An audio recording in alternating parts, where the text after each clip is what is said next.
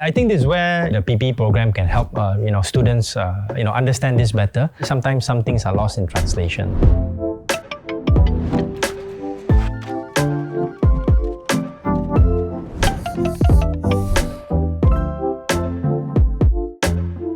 I believe if we do it that way, like our society will not develop holistically, right?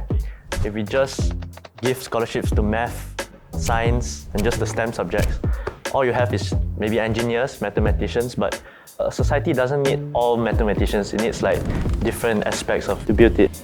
But the moment you advertise like you're just giving specific like scholarships to like engineering or like math, it's gonna be like oversaturation of the market because not everyone can get that job. And also the fact that you're restricting people to like certain like studies that they want to do, and that will cause like brain drain in the country. Like you would have them leave to go to other countries that really cater to their interests.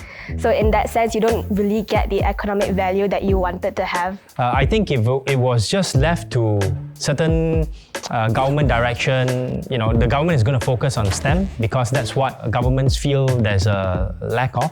But what I think there needs to be more of is creative thinking, critical thinking that can be inculcated in the system.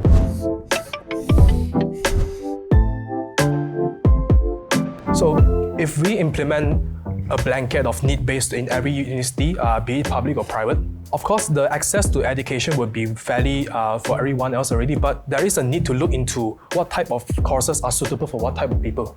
So there can be situations where you can actually combine both aspects of meritocracy and also needs. And this is why I don't really think that this is a debate, it's more like a discussion, right? Because you can have a situation whereby, for example, in a private university setting, you set certain thresholds for merit-based entry into certain programs, right? But once you are accepted into that program, if let's say you are from a certain income background, that makes it difficult for you to afford to pay the fees, you can have scholarships to top up. And that's what happens in many of the private universities, in Taylor's and also in some of the neighbouring universities here in the Subang ecosystem.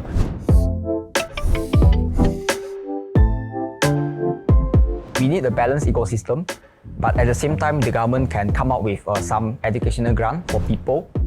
For example, to ride on the trend of AI, because AI, I see that it can actually integrate with many industries, not only semiconductor, but healthcare, agriculture and so on. Okay, fair point. One thing which is very hard to replace, and politicians will like this, maybe other leaders will like this as well, is the issue of leadership.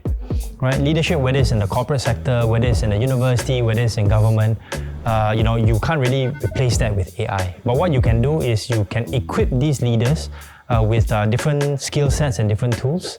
And I think from a multidisciplinary approach perspective, such as the PPE program, this is one area where we can expose students to these tools and these questions at an early age and give them the kind of platforms and experiences to enhance those tools moving forward. Thanks so much, guys, for listening to this very interesting episode. See you guys.